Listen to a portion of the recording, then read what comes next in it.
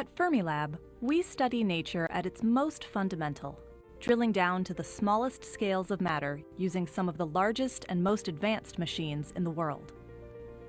Accelerators, powerful microscopes, send particles barreling at near light speed into other matter, creating subatomic scraps. Detectors zoom in on those fleeting pieces, making the invisible perceptible. And sophisticated computers sweep through all of it, crushing mountains of information into gems of data. We also use our cutting-edge technology to explore the mysteries of dark matter and the quantum realm. Thousands of scientists from around the world partner with Fermilab to explore how the universe works, expanding humanity's understanding of matter, energy, space, and time. Fermilab is solving the mysteries of the universe.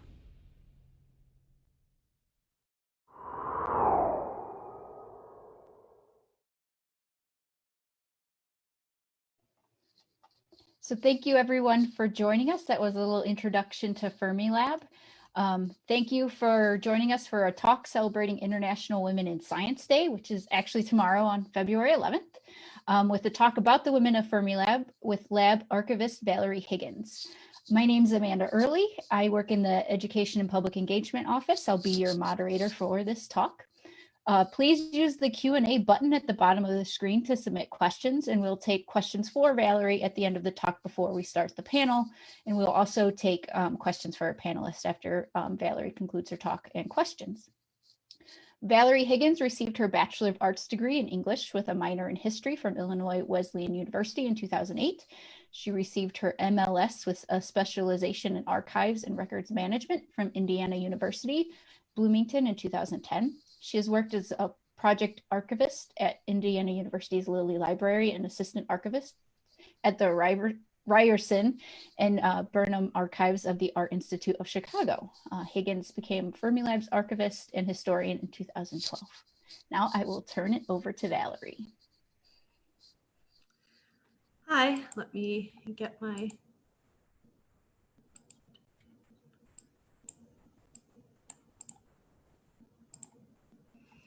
Okay, so I'm Valerie Higgins. I'm Fermilab's archivist and historian. I've been with the lab since 2012.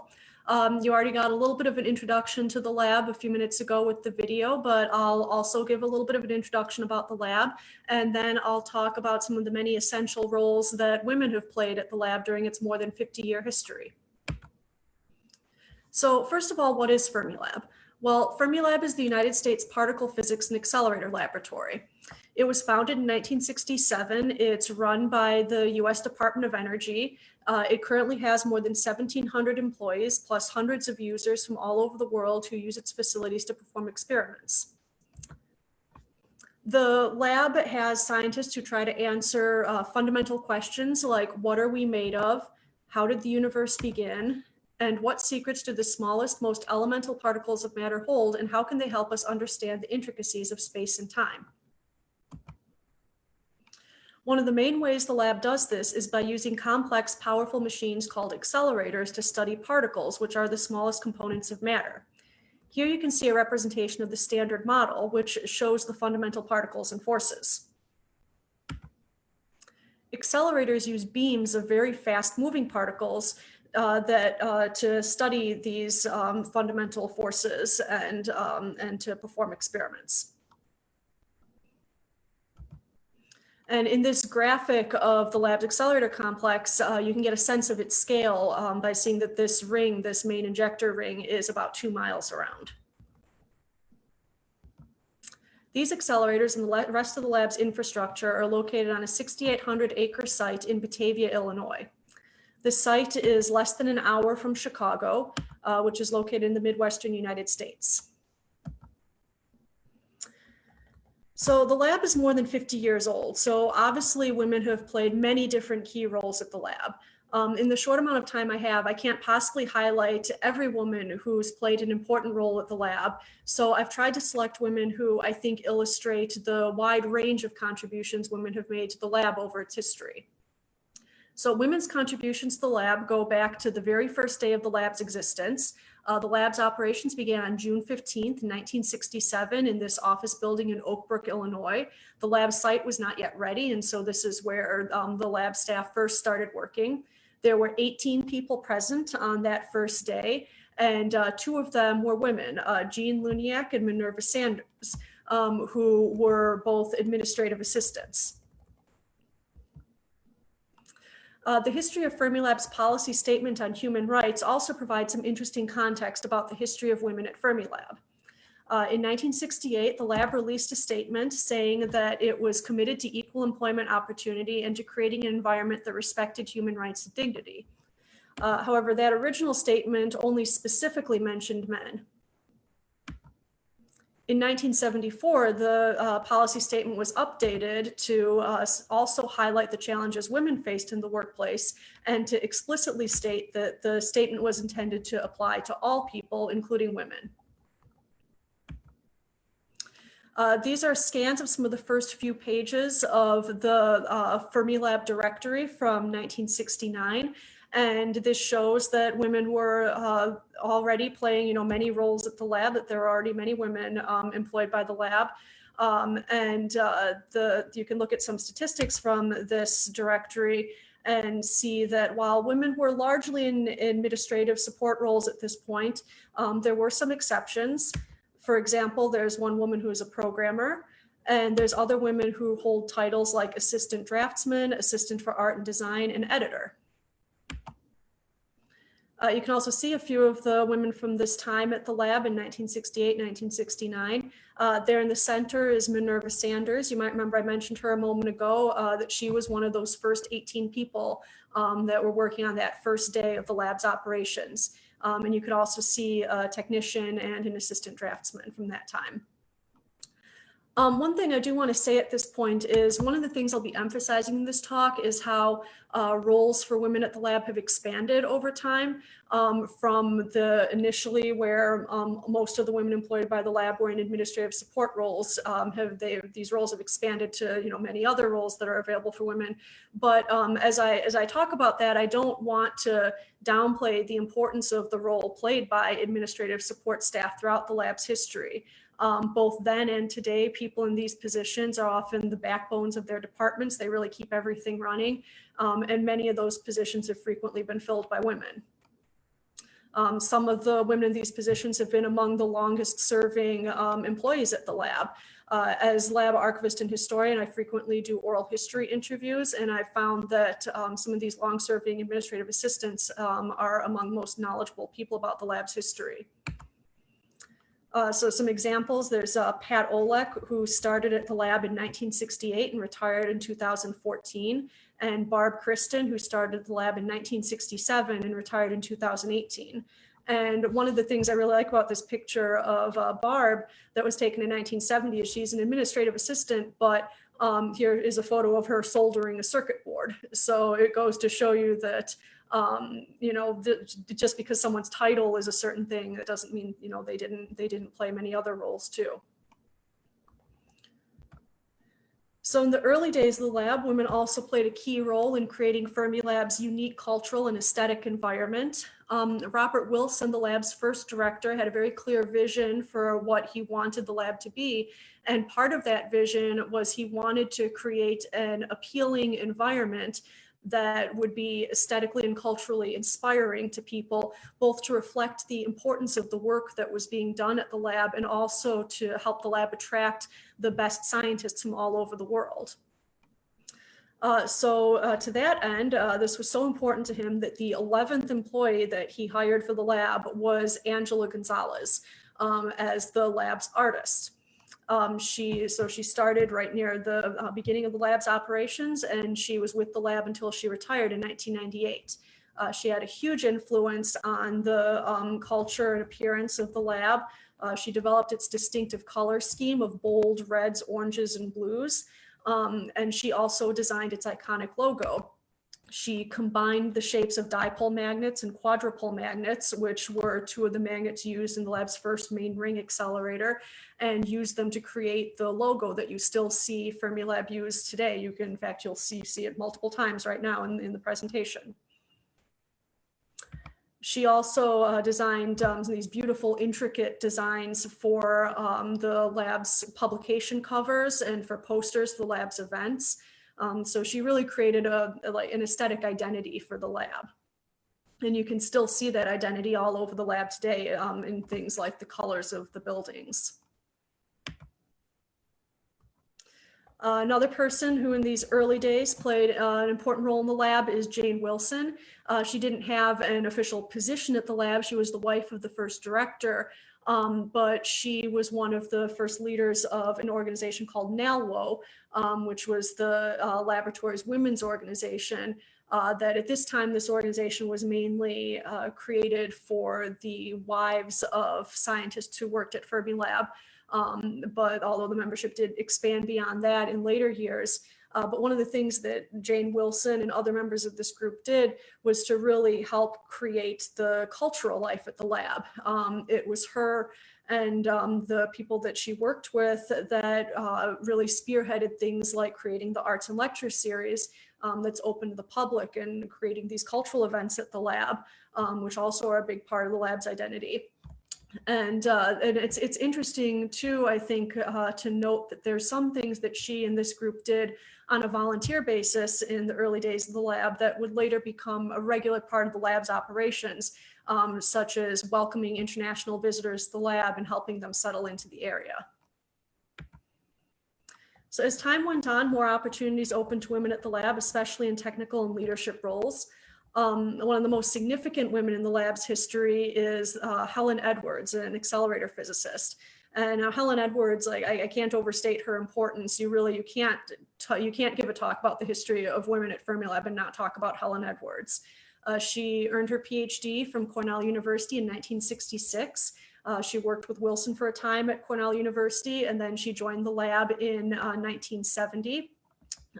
She is most noteworthy for overseeing the design, construction, commissioning, and operation of Fermilab's Tevatron particle accelerator and collider.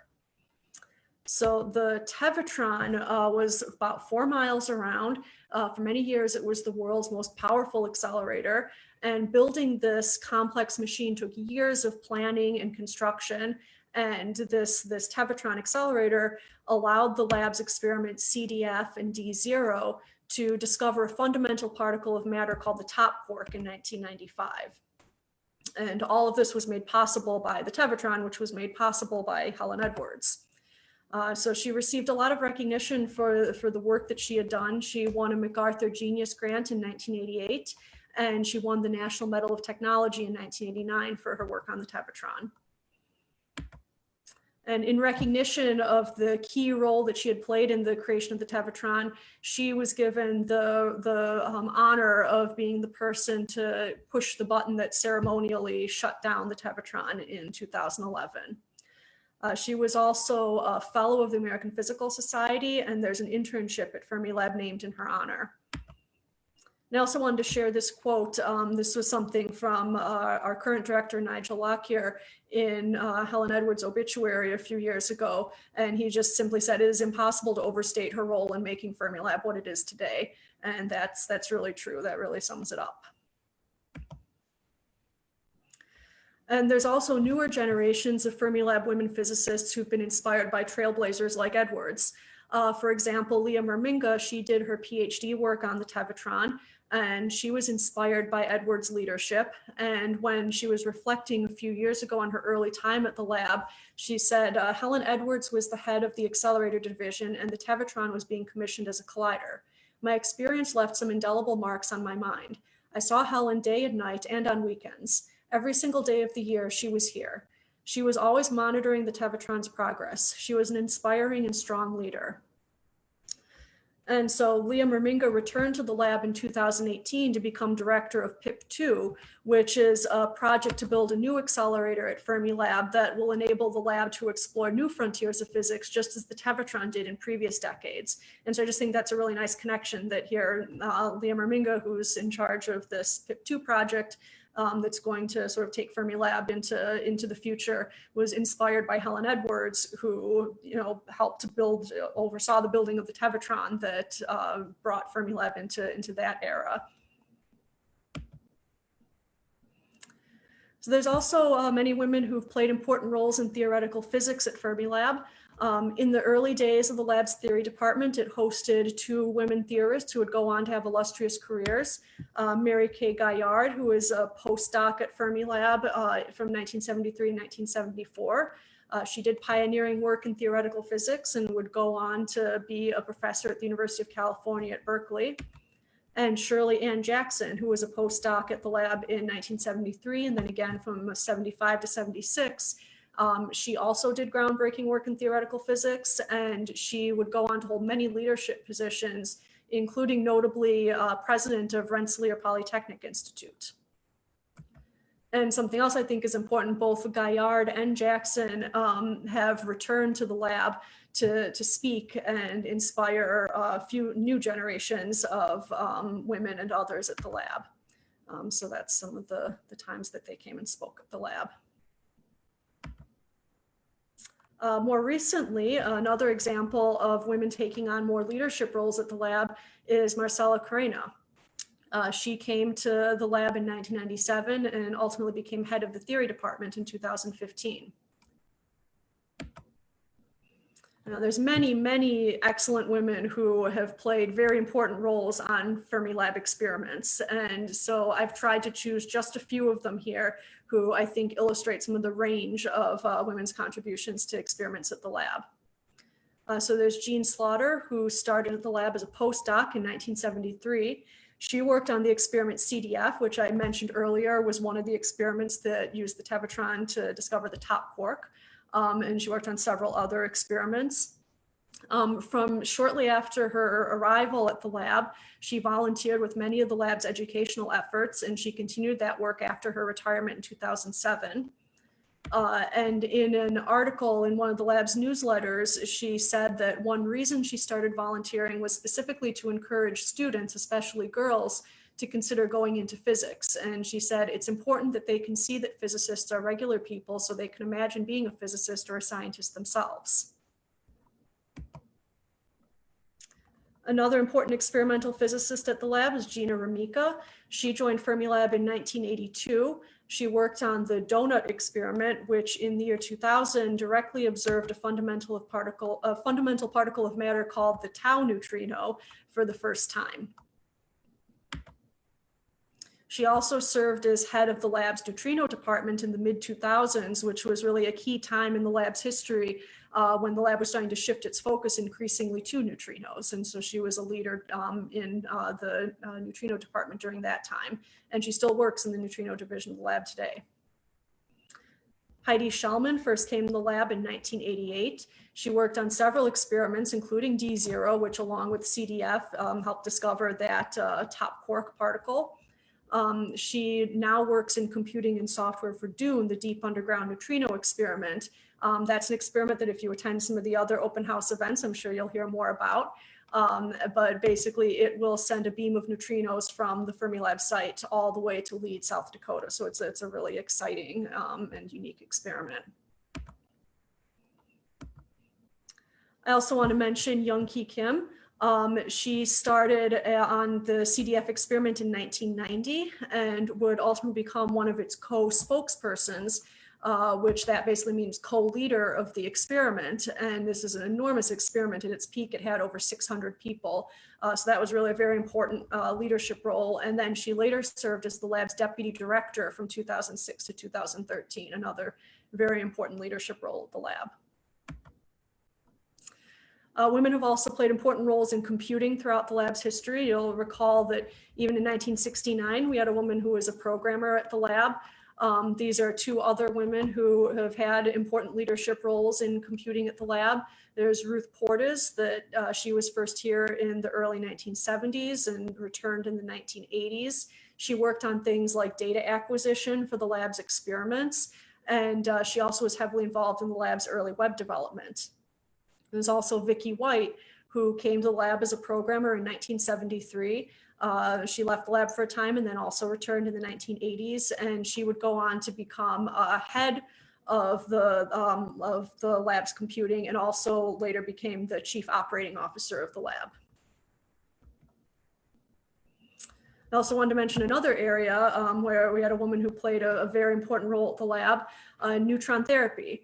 Fermilab had a neutron therapy facility for many years, which used a beam of neutrons produced by the lab's accelerator to treat cancer patients. And Arlene Lennox, she came to the lab as a physicist in 1974. She joined the neutron therapy facility in 1985, and she later became head of that facility, which during its existence treated more than 3,000 patients. We also have an increasing number of women engineers at Fermilab. These are two of our current women engineers, Mei-Ling Wong-Squires and Lucine Obrega. There's many others, but I chose to highlight them because they were early leaders of the Fermilab Society of Women Engineers. Another area in which we had some women who played very important roles was in our workforce development section. You know, we rely on them, this group, to find talent for the lab, which is what makes everything else that the lab does possible. So Lotta Price Joyner, she was a manager of this office in the 70s and the 80s. She started many of the lab's student programs, especially ones that focused on bringing in more underrepresented minorities into STEM fields. And then Dianne Engram, who she joined the office in the 1970s. She did many things to build up the internship programs and some of those other related programs. And she ultimately became head of the office and remained in that position until she retired in 2014.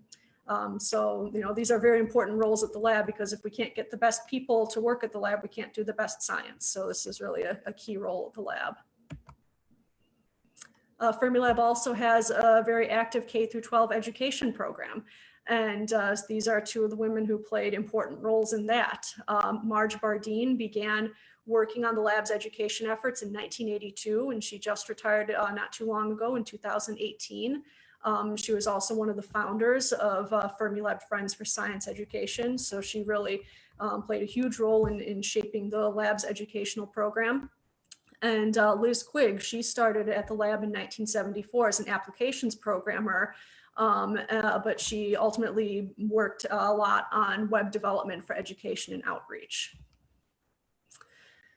So again, the women I've highlighted in this talk are meant to show the range of women's contributions to Fermilab. There's so many other women I could have chosen to highlight in this talk.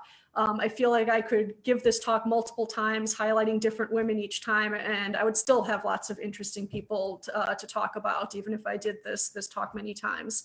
But one thing I did want to point out is, of course, the list of positions held by women at the lab would look very different today than it did in 1969, both because of the growth of the lab and because of the growth of opportunities for women at the lab. And these couple of slides, I just wanted to show, these are some of the women who hold positions in the directorate and hold senior management roles at the lab. So you can see, you know, we definitely have a lot of women who will be leaders at the lab going forward. And of course, we have many women scientists at the lab, women engineers at the lab. These are not all of them by any means, but these are a few group photos from the years you see. We also have a women's initiative group, which is a laboratory resource group. And of course, we still have many women who are administrative professionals at the lab, which, as I said, oftentimes these people are the backbones of their departments who really keep things going. So that wraps up what I have. I want to encourage you to visit our website and see some of the virtual programs that we have available.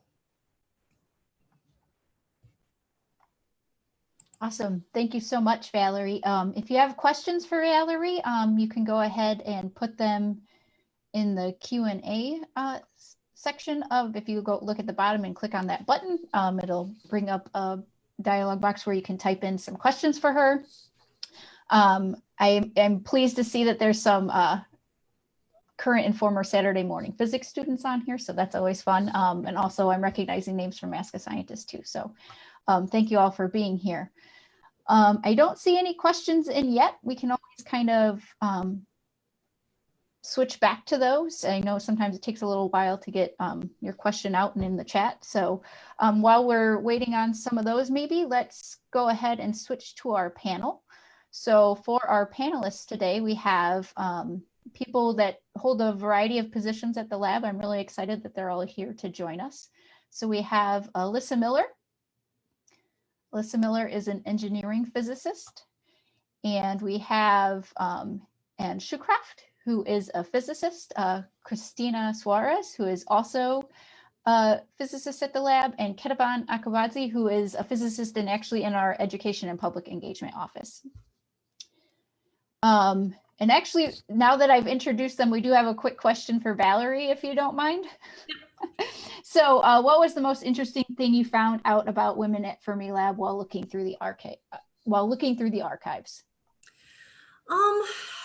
Well, you know, I find Helen Edwards very interesting. I think I've found just learning about her contributions one of the most interesting things when I have looked into the history of women at the lab.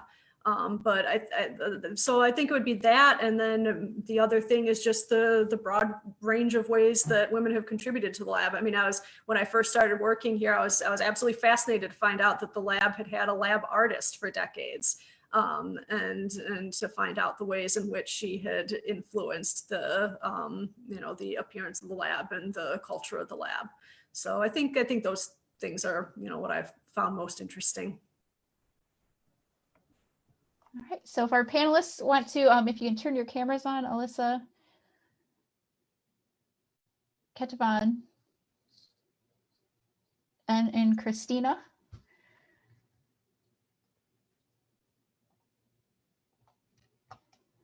So thank you again for joining us. I'm going to give you a chance to talk a little bit more about yourselves and the work that you do. Christina, do you want to go first? Talk a little bit about the work that you do at the lab. Sure. Hi, everybody. I am Christina. I am a postdoc at Fermilab. I actually graduated. I did my PhD just like 6 months ago. But I was based at Fermilab also as a student. So I worked here for maybe 2 or 3 years. And I am an experimental particle physicist. So I work in the Large Hadron Collider, the LHC, this big collider that is in Switzerland. And what I really do is analyze the data of the experiment that Fermilab works on, which is the compact muon solenoid, the CMS experiment. So yes, I think most of the work that I do is really related to these very highly energetic collisions and trying to determine from the data that we get from these big colliders if we see any hints of particle physics that we don't know it exists. So yeah. That's my work here. Great, thank you. Alyssa, do you want to go next? Sure, yeah, my name is Alyssa and I am an engineering physicist. So I sort of straddle that line. You might be familiar with what an engineer does. You might be a little bit less familiar specifically with what a physicist does. My role exists to be a liaison between those two areas. So I work on a very specific part of Fermilab's particle accelerator complex. And my job is to make sure that beam is delivered the best that it can be. And that means that I have to be keeping track of all of the diagnostic equipment that is in the beam line. I have to make sure that I can control the beam adequately. I have to make sure that we're delivering what the experimenters, what the physicists are asking for. And also working with operations personnel and other machine groups to make sure that that gets done, in short. Thank you. Anne, do you want to go next? Sure. So my name is Anna. I am a scientist. I work at Fermilab since 7 years, and my research area is neutrinos. I am very fascinated by neutrinos because there's so many things we still don't know about them. They're tiny, their properties are not completely known, and we don't know what role they played in the creation of the universe. And so for particle physicists in the recent years, they have drawn a lot of interest. And the activities at Fermilab regarding neutrinos have grown. We build a lot of experiments because we're in the unique position that our accelerator complex can produce beams of neutrinos. And so we have a very controlled environment to study them. And so what I do is I work on building the experiments that can make these particles visible, which is complicated. You need very big detectors to do so. And the technology that we're developing will ultimately lead to this huge endeavor where we're gonna build a new beam shooting neutrinos to an underground laboratory in South Dakota, which you've probably heard about. That's LBNF Dune project. And so that there's a lot of work for us in the next decade to get that going and do our studies. Thank you. Ketevan, if you can talk a little bit about the work that you do. Sure, thank you. My name is Ketevan, and I work for Education and Public Engagement Office. And it is an honor to be here with you ladies. And Valerie, thank you so much for your talk. That was fascinating. What I do at Fermilab, I've been at Fermilab more than 15 years now, and I am from Georgia. And that's not US Georgia, as you may have guessed. It's a small country in Eastern Europe. We moved to the United States about 20 years ago with my family. And we've been here since then, and I've been working at Fermilab about 15 years, as I said. What I do at Fermilab is I develop exhibits. It's a fascinating and quite challenging job, translating Fermilab's amazing science into kids' language. So we are doing our best to make it accessible and understandable and inspire young people to understand, first of all, and then go into a STEM career or just be fascinated with science and Fermilab science particularly. That's it, I guess. No, I'd say that's a lot. So the next, again, as people have questions, if you can put them in the Q&A, I can watch for those. I have a couple other prepared for you. So we'll kind of go in reverse order this time. So Ketevan, if you can talk a little bit about how you ended up at Fermilab. So I received my bachelor and master degree from Tbilisi State University. This is in Georgia, and later PhD in physics. And I worked for ALICE collaboration in CERN for years. I did my postdoctorate research there. In 2002, my husband Guram, who is also a physicist, was invited at Fermilab as a guest scientist. So we left Georgia. It was a challenging time in Georgia after Soviet Union was broken down. It was economically and otherwise quite a difficult time. So it was like a savior for us. And we were very excited about this. So we arrived to the United States and Guram started working at Fermilab. We were expecting our daughter, Ellen. So I stayed home for about 2.5 years with Ellen. And then I started working at Fermilab. The message I would have at this point for young ladies who work at Fermilab or are considering careers at Fermilab, is it a career in physics or any other job? From this standpoint, I would say I was very nervous and very excited, of course, but very nervous when I started working at Fermilab because of different things. First of all, it was a new country for us. My English was even worse than it is now, and I was nervous. And from this point now, I see that if I knew how welcoming and how amazing environment we have at Fermilab at that point, I would relax and enjoy my life. So my point is that it's an amazing place to work, amazing people. They are doing their absolute best to support women at Fermilab. So it's just a pleasure to work there, and we appreciate that a lot. Anna, if you want to go next. Sure. So I was born in Germany. I went to school in Germany. I did college and my PhD there. And it was more of a, I was always interested in particle physics, but it was kind of a coincidence that I ended up with a neutrino project for my thesis. It was with an even larger neutrino detector. It was called IceCube, which is a neutrino experiment at the South Pole. And I was working with that for my PhD. And after that, I was looking for a postdoc. It had to be international. I wanted to go abroad and work there for 2 to 3 years. Now it's 7 and I'm still here. That was not the plan, but I liked it so much at Fermilab. The other criteria, other than it had to be abroad, was it had to be an experiment that was closer, so that I could go there and see it every day.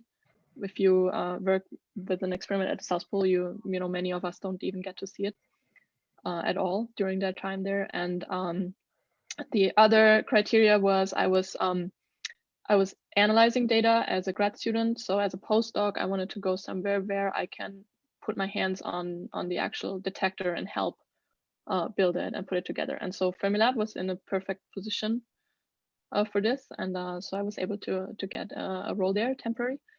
And then I loved it so much, and it worked out that I could stay.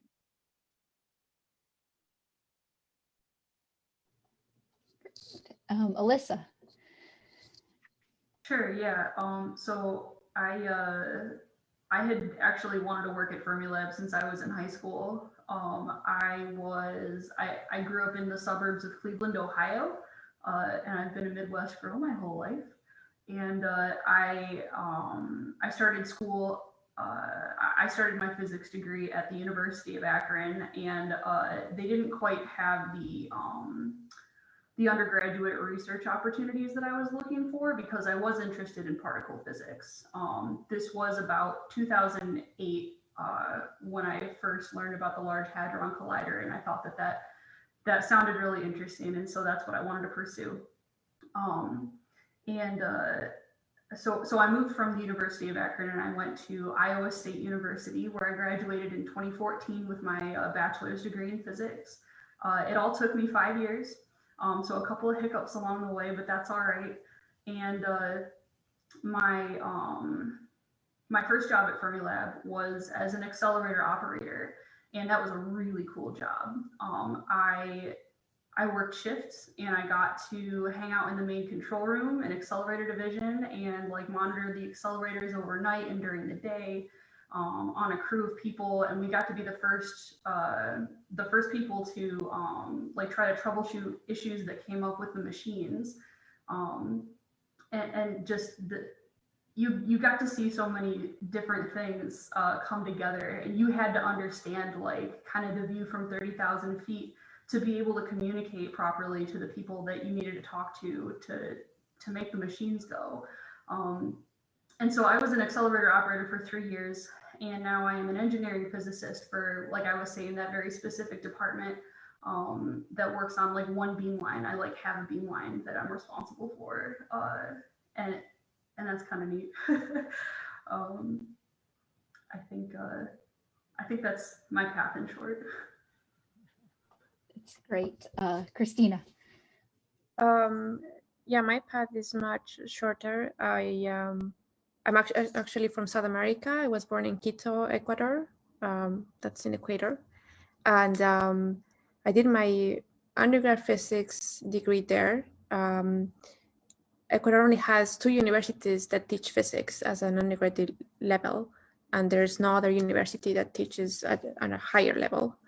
And there are very few universities in South America itself that teach like a doctorate level. So anyway, I did my undergrad physics degree there, and it turns out that one of the students that also did his undergrad physics degree in the same school had gone to Fermilab, worked on CDF in one of the experiments at Fermilab, did his PhD here in the US, and then came back. And by the time he came back, I was finishing my undergrad physics degree. He put me in touch with people at Fermilab so that I could do an internship. And this was the first time that I basically touched the US. And that was 5 years ago. So after that internship, I applied to a PhD program. So I went to Johns Hopkins, where I got my PhD degree. And now I'm here. And as I said, when I was doing my grad school studies, I was working a lot with Fermilab scientists. So I got to spend some time here as well. Yeah, that's my path. Awesome. I love being able to hear everyone's stories. That's awesome. I do have a question that is asking, can you work at Fermilab without a science background?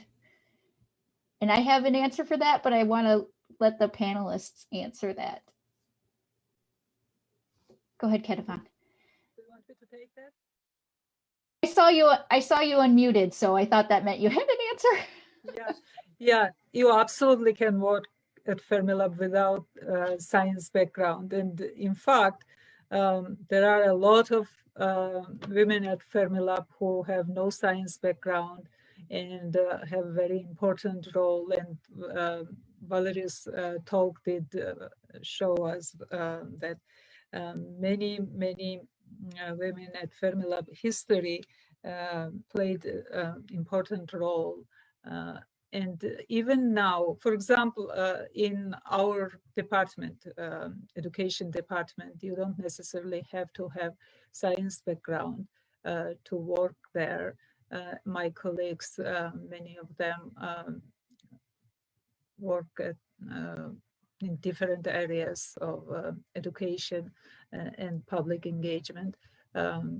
Also, in other departments, I have friends, and I know many women who have no background in physics or science, and are having great career at Fermilab.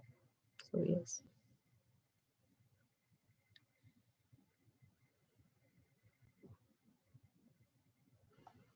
I also want to highlight, we have many different areas at the lab too. We like finance, like we need to be able to pay our bills and get our equipment. And, you know, there's women that work in those offices too. So those are definitely critical roles that we need to have. It takes a lot of people to make big science work. And that includes people in finance, procurement to get us what we need.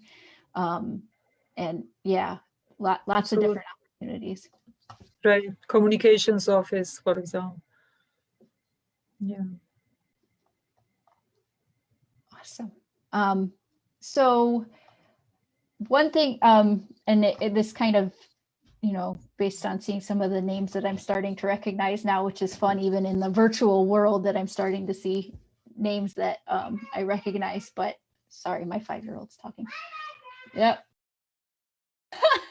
That was definitely going to happen at some point. One question I have is for maybe any high school girls that might be, or even, you know, possibly middle school that are looking to pursue a STEM career. What kind of advice would you give to them? So Christina, if you want to start. I think engaging already in your science class, whatever you are taking, that's like a great start. That's also how I got started as well. You know, just trying to like learn as much as possible. And usually even your teachers are probably your best resource to like kind of go from there. And then I think in general, just kind of you know, even looking by yourself, like just for information or programs in particular that can help you like either learn more about a topic that you're interested in, or even work on something that you want. There, especially I guess for high school students, there are even internships sometimes that you can do, like maybe just for the summer or for like 2 months, and they give you a taste of like, this is maybe something that you could learn or something that you could be interested on. And that really helps, I think, like just having some little experiences that helps you learn what you like and what you don't, or what you enjoy doing. And that's really what I think most, what you really want to do, especially early on. You just want to try as much as possible, and hopefully you just have it in front of your eyes. But if not, that's okay. Then you get to try a lot of things. So yes, I think that's one piece of advice. I think there are many others, but maybe I'll let someone else speak. Sure. Anna. Yeah, I think the answer that Christina gave was actually very good, and I would say something very similar. I think it has to be fun. Whatever you enjoy doing is very important. And to me, the things that were most fun was not regular science class or physics class. It was projects that I was able to do at school, through the school, or through internships. If you Google, there's many organizations that have offers to get you involved in engineering or science at their institutions through summer program or mentoring programs or virtual classes or something like that. And that continues at university. And there it was most fun to be involved with the groups at the lab and work with the grad students and see what they actually do, which was very different from what I thought a physicist does when I was in high school. And that really got me interested, and it helped me decide if that's something I want to pursue as a career. Ketevan?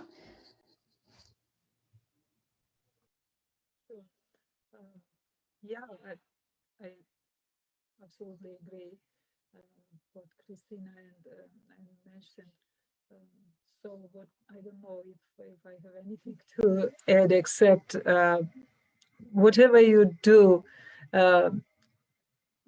just try to find something that interests you and something that is yours.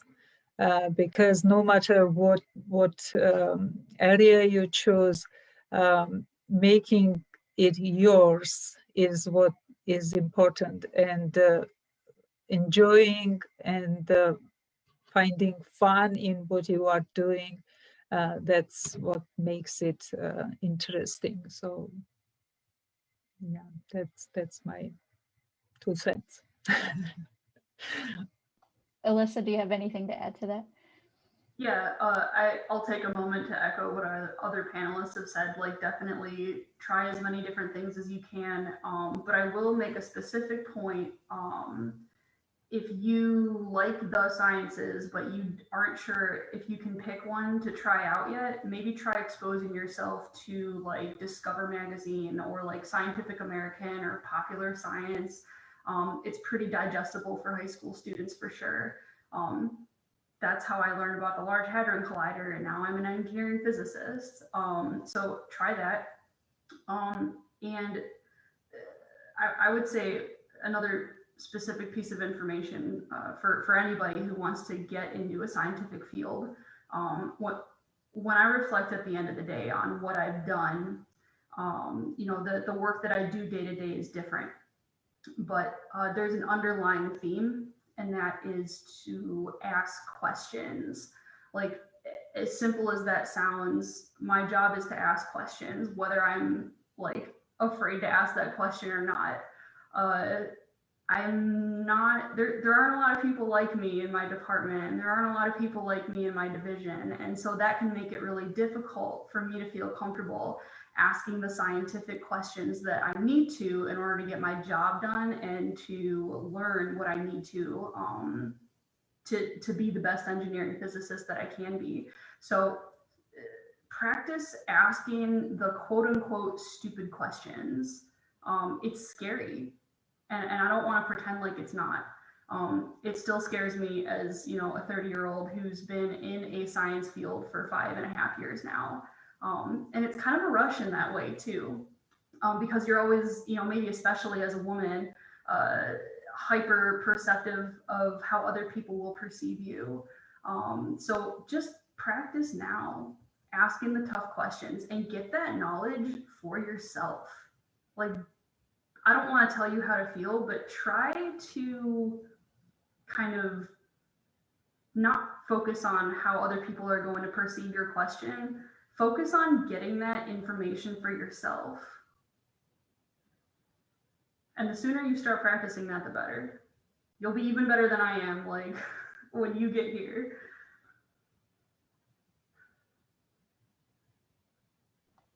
That was great. Kind of looking over at questions, and also realizing that it is somehow we're almost out of time already, which is crazy. This, I didn't even notice that. I'm glad I checked that. So I kind of want to wrap this up, as maybe some other people are maybe submitting questions with. What motivates you in your work every day? What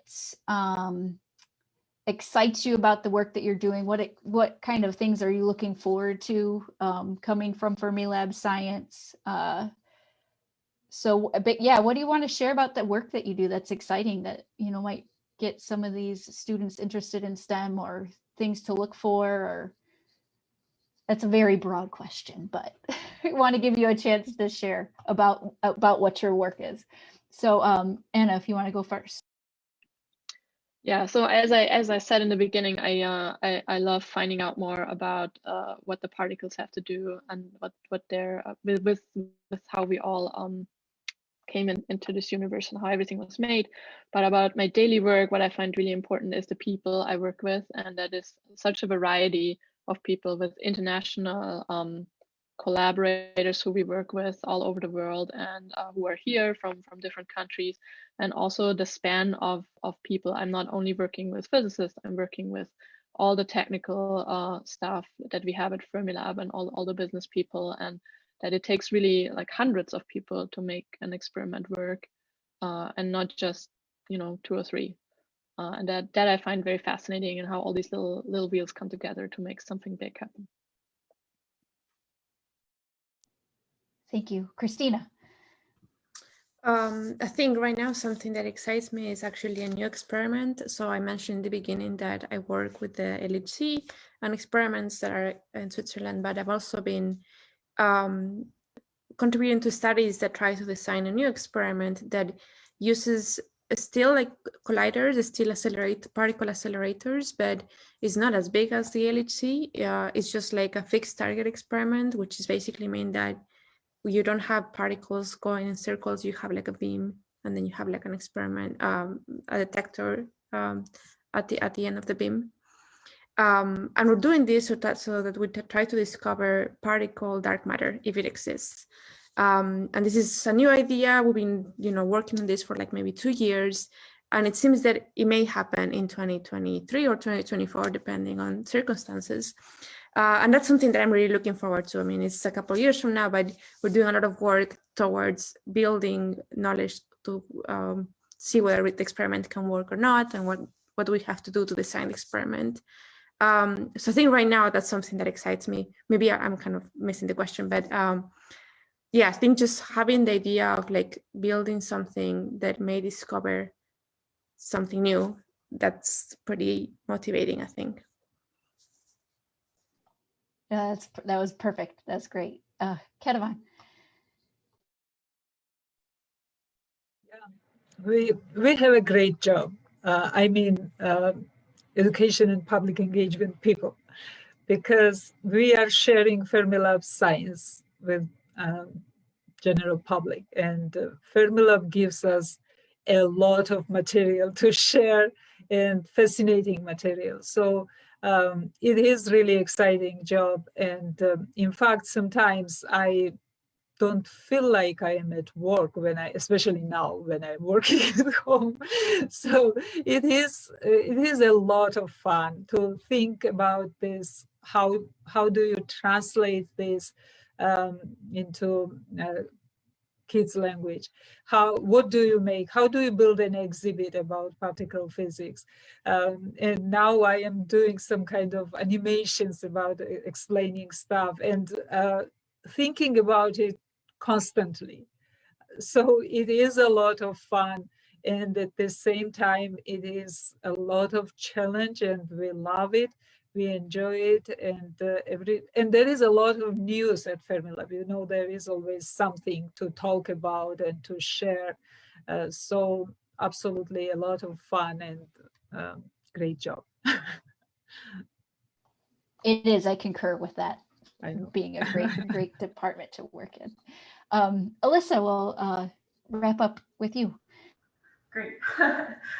So I always appreciate the opportunity to be able to look back on my achievements, because whenever I walk into the main control room, even like 5.5 years later, I just remember the feeling I had when I walked in there on my first day of work, and being able to look back and use that as kind of a metric for growth personally for myself.